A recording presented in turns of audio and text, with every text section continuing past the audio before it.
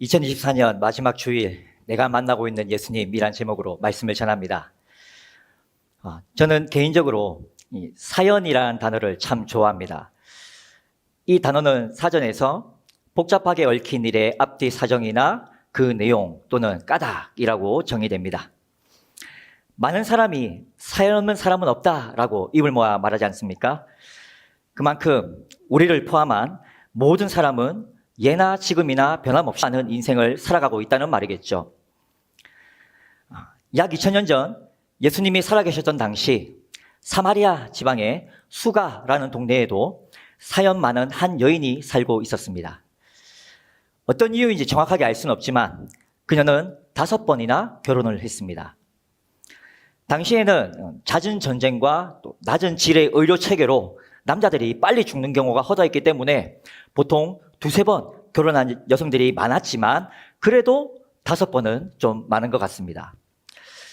때문에 그 동네 사람들은 여인의 정확한 사연은 다 알지 못한 채 겉으로 드러난 그 모습으로 여인의 성적 순결성을 의심하여 창녀 같은 년, 저주받을 년, 부끄러운 줄도 모르는 년이라고 막 수군거리며 여인을 비난했을 겁니다. 그러나 그녀가 5번이나 결혼하게 된 진짜 사연은 성경이 정확하게 가르쳐주지 않기에 알 수 없습니다. 오히려 당시의 결혼 문화와 가부장적 가정 문화 그리고 여성들의 인권을 생각했을 때 그녀가 주도적으로 남편을 바꾸었다기보다 여인의 어떤 개인적 사정으로 남편에게 버림받았다라고 생각해 볼 수도 있습니다. 또한 그런 상황에도 그녀의 곁에 남편이 아닌 6번째 남자가 있다는 사실은 그녀에게 다양한 측면에서의 결핍이 있었다는 것도 우리는 합리적으로 추론해 볼 수 있죠. 중요한 것은 성경 본문이 사마리아 여인에 대해서 음란한 여인이라던가 또는 버림받은 여인이라는 것을 구체적으로 언급하고 있지 않기에 여인에 대한 모든 평가들은 단지 추측일 뿐이라는 겁니다. 다만 본문에 분명하게 언급된 여인의 결혼 실패는 남에게 들키거나 드러내고 싶지 않은 자신의 인생의 가장 아픈 상처와 결핍이라는 것만은 확실합니다. 이렇게 사마리아 여인은 남에게 들키거나 드러내고 싶지 않은 자신만의 아픔과 사연을 가지고 현실을 묵묵히 살아내고 있는 지금의 우리 한 사람 한 사람을 대변합니다. 그래서 오늘은 이렇게 사연 많은 사마리아 여인을 찾아오신 예수님과 둘 사이의 대화와 사마리아 여인의 반응을 통해 사연 많은 우리 각자의 인생에 먼저 찾아오신 예수님에 대한 우리의 반응을 한번 묵상해 보려 합니다. 24년 마지막 주일에 주시는 이 말씀을 통해 지금 내가 만나고 있는 예수님은 누구인지 점검해보고 예수께서 우리를 만나주신 진정한 목적과 이유를 깨달아 새해에는 더 확신에 찬 결단과 소망으로 표대를 향해 달려나가는 우리가 되기를 예수님의 이름으로 축원합니다. 자, 일반적으로 예수님 당시에 여성들은 낮 12시에 뜨거운 태양을 피해서 아침 저녁으로 우물을 찾아갔고 이때 다른 여인들과 무리를 지어서 우물을 길렀다고 합니다. 깊은 우물물을 조금씩 길어 올려서 물통을 가득 채우는 그 동안 이런저런 얘기를 나누는 이 여인들의 모습을 상상해 보면 마치 먼 옛날 우리나라 여성들이 빨래하려고 냇가에 옹기종기 모여서 아마 수다를 떠는 그런 모습들을 떠올리게 하죠. 그런데 보통 여자의 적은 누구라고 합니까? 그렇죠. 여자의 적은 여자라고 합니다. 자, 우물가에 모여 동네에 있었던 얘기, 이 집 저 집 얘기, 또 이 사람 저 사람 얘기들로 막 웃고 떠들며 회한을 풀었던 여성들의 무리에 이 본문의 사마리아 여인은 끼고 싶지 않았던 모양입니다.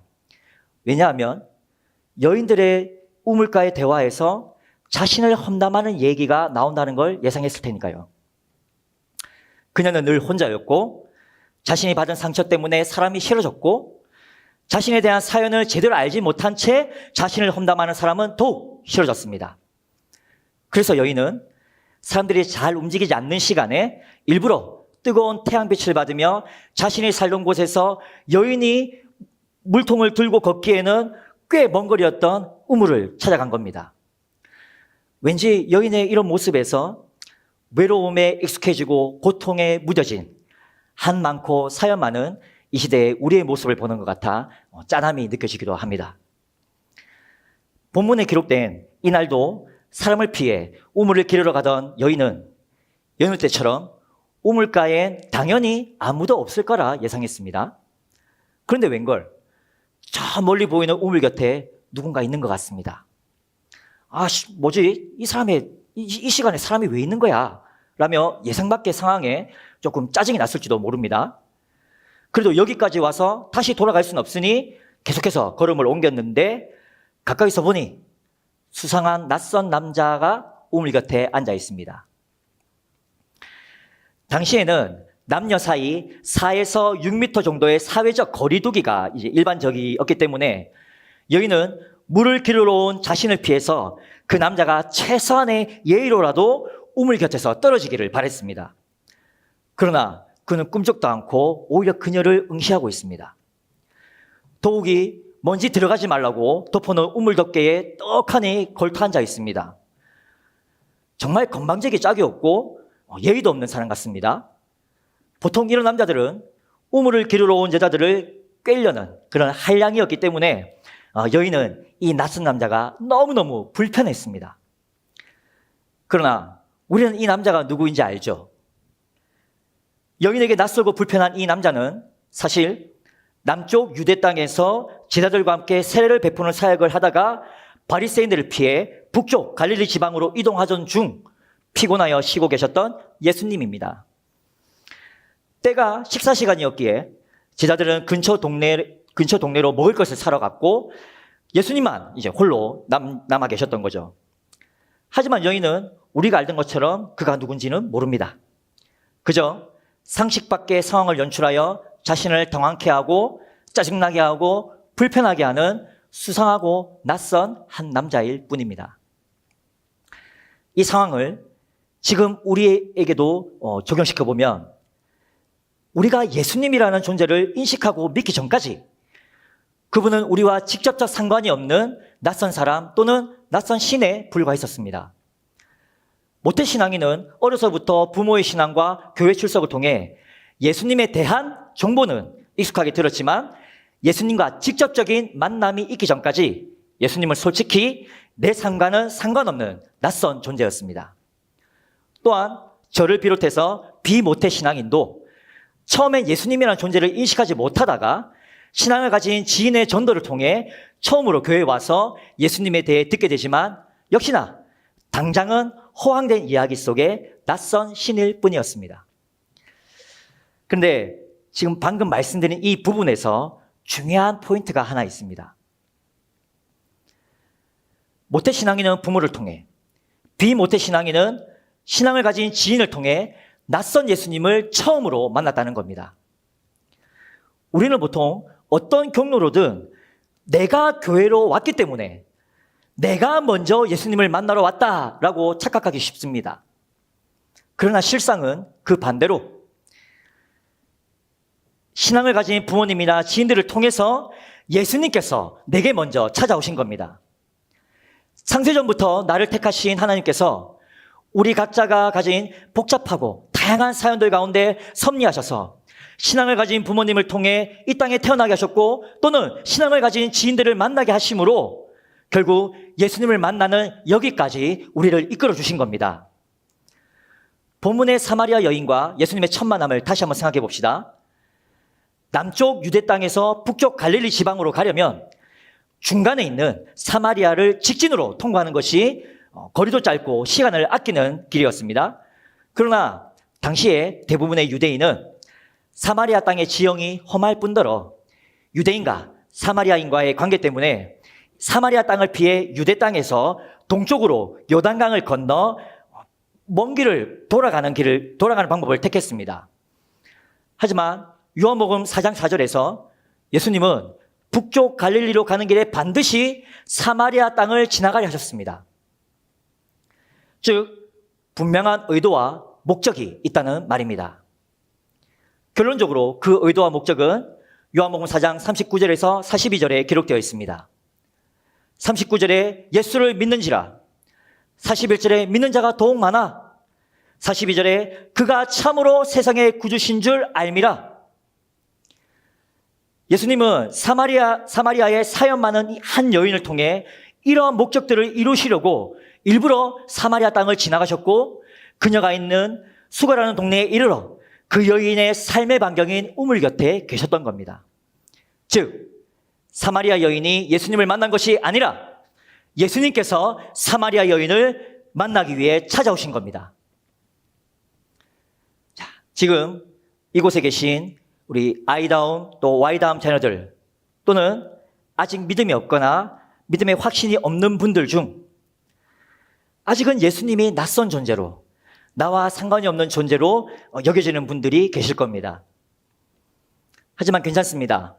왜냐하면 모든 신앙인은 낯선 예수와의 만남으로부터 믿음의 여정에 첫 발을 내디뎠기 때문입니다. 다만 여러분이 예수님을 만나려고 이곳에 계신 게 아니라 예수님께서 먼저 내게 찾아오셔서 나를 만나 주셨기에 우리가 이곳에 있다는 사실 하나만은 꼭 기억해 주십시오.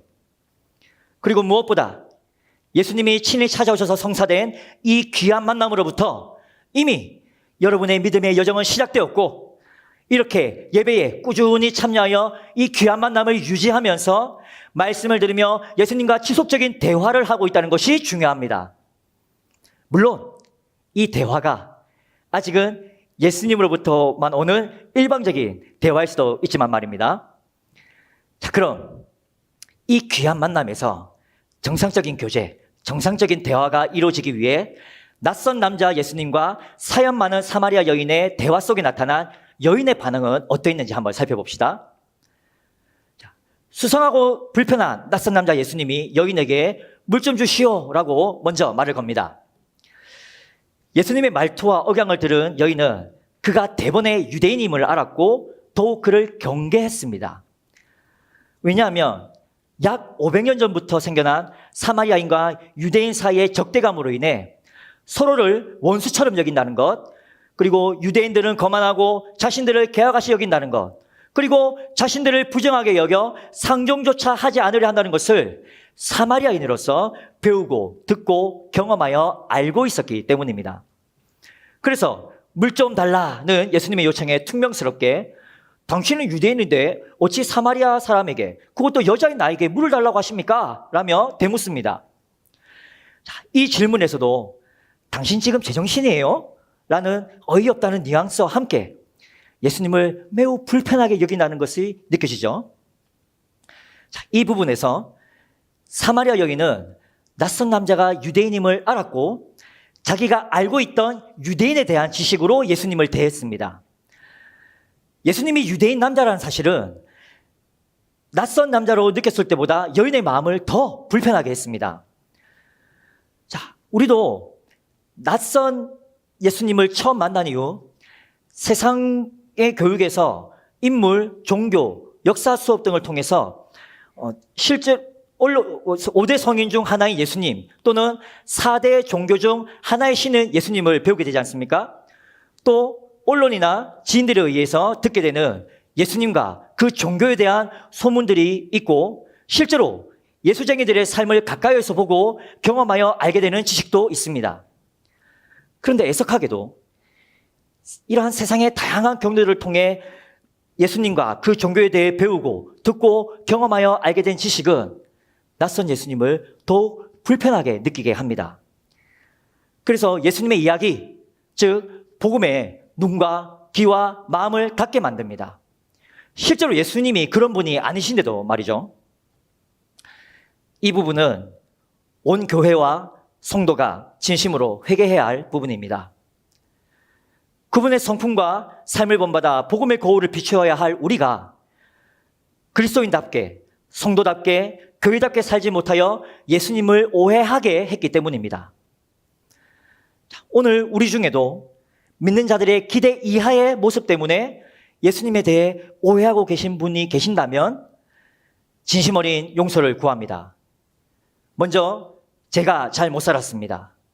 그리고 교회가 잘 못 살았습니다. 다만 본문의 사마리아 여인과 예수님과의 대화를 끝까지 들어보신 후 예수님이 어떤 분이신지 바르고 정확하게 아셔서 지금 여러분이 걷고 계신 그 믿음의 길에서 유턴하지 않으시기만을 간절히 소망합니다. 유대인 남자 예수님을 향한 여인의 퉁명스러운 질문에 예수님은 네가 만일 하나님의 선물과 내게 물 좀 달라는 네가 누구인지 알았더라면 네가 그에게 구하였을 것이요 그가 너에게 생수를 주었으리라 라고 답하십니다. 이 대답에서 지금 여인에게 말하고 있는 유대인 예수님이 영원히 흐르는 생수의 원천이시오, 예수님이 그 생수를 여인에게 주시기를 원하시고 계시며 여인이 예수님에게 그 생수를 구하기를 원하신다는 것을 알 수 있습니다. 근데 예수님의 대답을 들은 순간 여인은 예수님이 일반적인 유대인 남자가 아니라 랍비와 같은 선생이라 느꼈나 봅니다. 왜냐하면 여인이 예수님을 부르는 호칭이 9절에 당신에서 11절에 주라고 바뀌었기 때문입니다. 원어로 보면 이 주라는 호칭은 당시에 랍비들을 부를 때 쓰는 선생님이라는 호칭입니다. 사마리아인들에게 야곱의 우물은 조상으로부터 전해 내려온 매우 귀한 것으로서 하나님의 선물과도 같았는데 이 유대인 남자가 자기들의 전통을 아는 듯한 대답을 했고 거기다 이 남자가 누구인지 제대로 알면 여인이 오히려 물을 달라고 요청할 거라 하고 또 그렇게 되면 이 남자가 자신에게 진짜 그 물을 줄 것처럼 말하고 있으니 이 사람 뭔가 범상치 않아 라고 느꼈던 거죠. 그래서 여인의 퉁명스러움은 사라졌고 대화가 조금 더 진행됩니다. 이어지는 여인의 대답을 보면 여인은 범상치 않은 선생 예수가 우물을 길어 올릴 두레박조차 없는데 어떻게 물을 구하며 어디서 흐르는 생수를 구해 자기에게 준다는 건지 의문이 생겼습니다. 당시 사람들에게 생수란 고인물이 아닌 흐르는 물을 의미했습니다. 즉 우물처럼 고인물이 아닌 흐르는 생수를 주려면 여인의 생각엔 이 우물을 판 조상 야곱보다 선생 예수가 더 큰 존재이거나 아니면 그에 합당한 기적이라도 일어나야 했습니다. 이에 대해 예수님은 우물물이 아니라 자신이 주는 물을 마시면 그 물이 마신 사람 속에서 영생하도록 솟아나는 샘물이 되어 영원히 목마르지 않을 거라고 대답하십니다. 그러자 여인은 그 물, 곧 영원히 목마르지 않을 생수를 자신에게 달라고 요청합니다. 물론 지금 여기서 여인이 구하는 물은 예수님이 말씀하신 진정한 의미의 생수가 아니라 여전히 자신의 상처를 가지고 우물물을 기르러 와야 하는 고달픈 현실을 탈피하기 위한 물, 즉 현실의 목마름을 해결하기 위한 물이었습니다. 그러나 중요한 것은 여기서 상황의 역전이 일어난 겁니다. 처음에 낯설고 불편했던 유대인 남자 예수님이 자신에게 먼저 물을 달라고 요청했었지만 예수님과의 대화 속에서 그가 자신의 현실의 목마름을 채워줄 선생으로 인식되자 오히려 이제는 여인이 예수님에게 물을 달라고 요청하고 있지 않습니까? 마찬가지로 내 현실의 결핍과 목마름을 채워줄 선생으로서의 예수님을 인정하게 되면 우리는 예수님을 통해 배운 그 무언가를 가지고 자신의 생각을 채우며 현실의 갈증을 해결하려 합니다. 그렇게 지식적으로 알게 된 그 한 가지 사실이 내 삶에 적용되거나 실현되지 않아도 그 지식을 아는 것만으로 자신의 모든 것이 채워진 것 같은, 그래서 자신이 새로워지고 달라지고 더 나은 사람이 된 것 같은 착각을 할 때가 있습니다.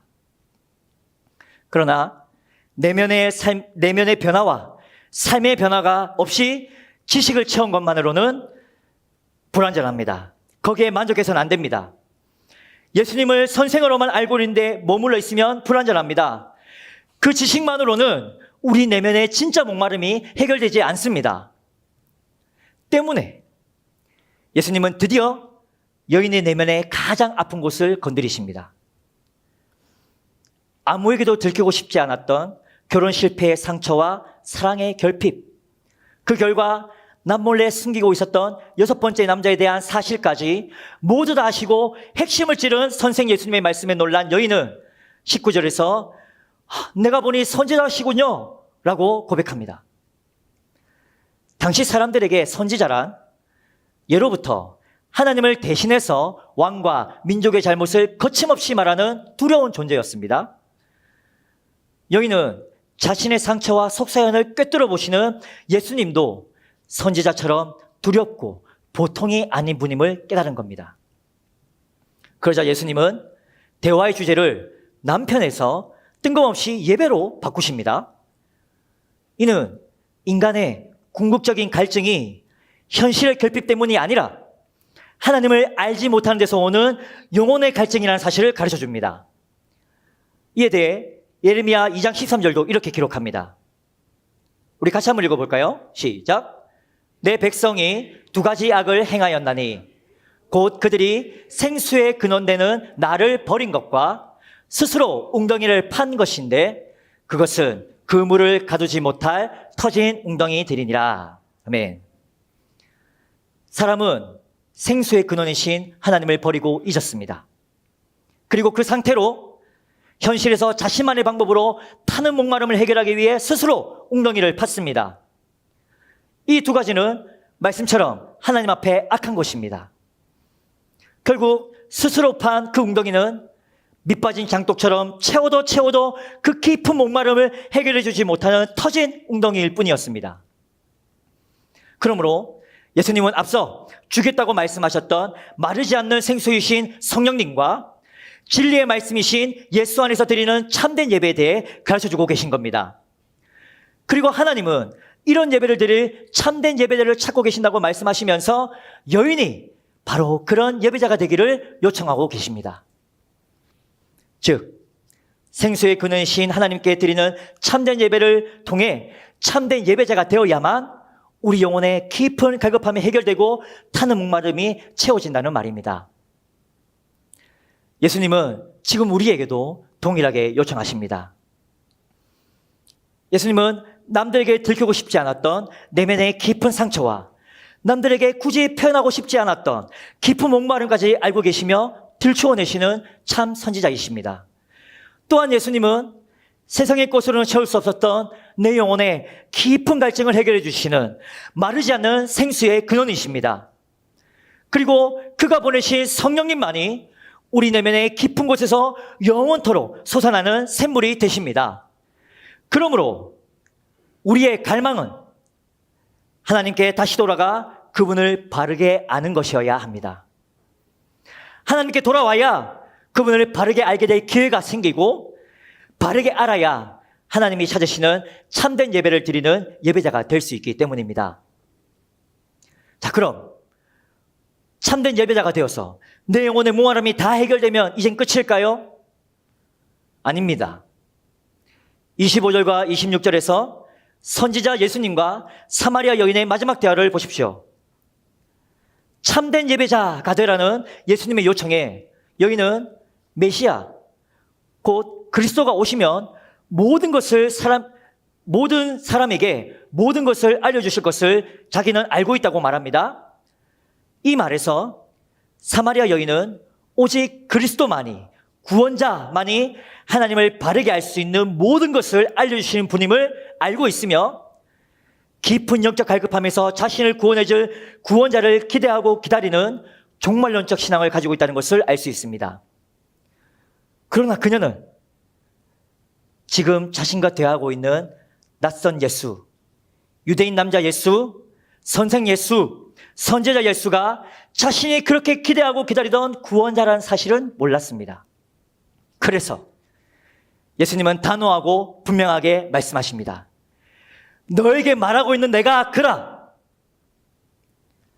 여기서 내가 그라라는 말씀을 히브리어로 번역하면 모세에게 나타나셔서 친히 가르쳐 주신 하나님의 이름, 바로 여호와입니다.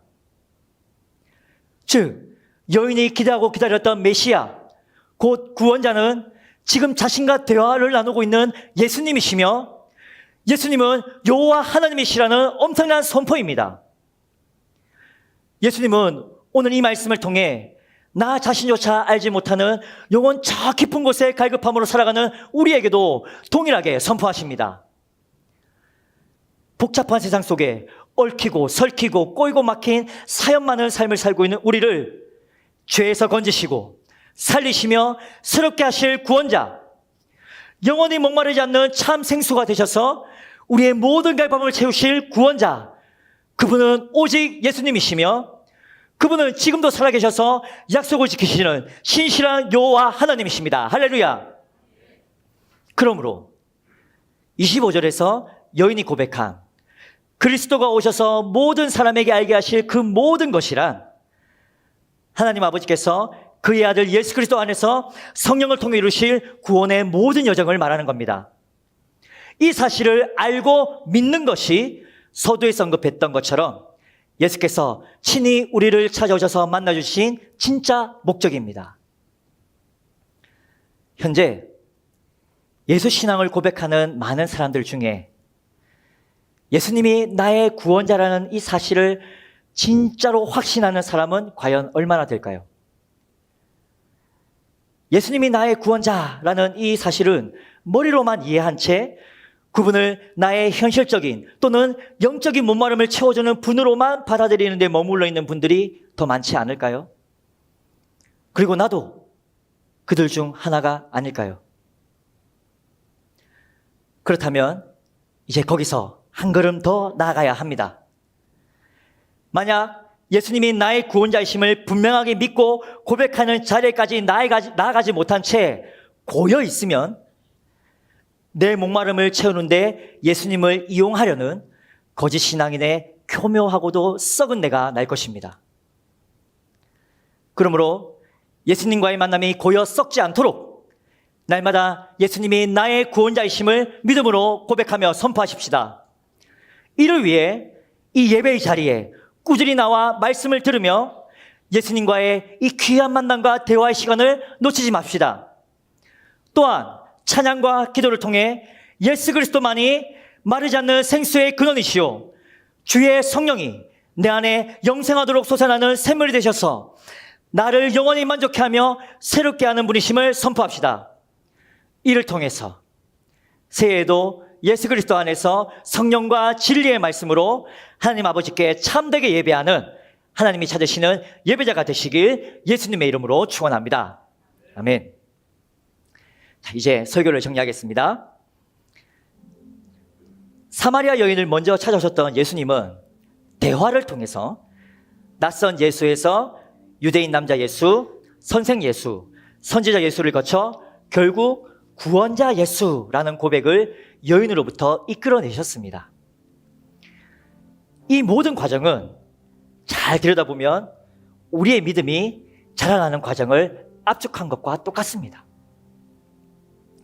그런데 오늘 이 설교는 어느 한 부분에 머물러 있는 우리 자신, 나 자신을 향해서 지금 그 믿음 잘못되었어, 거기 있으면 안 돼, 틀렸어 라고 지적하려는 게 결코 아닙니다.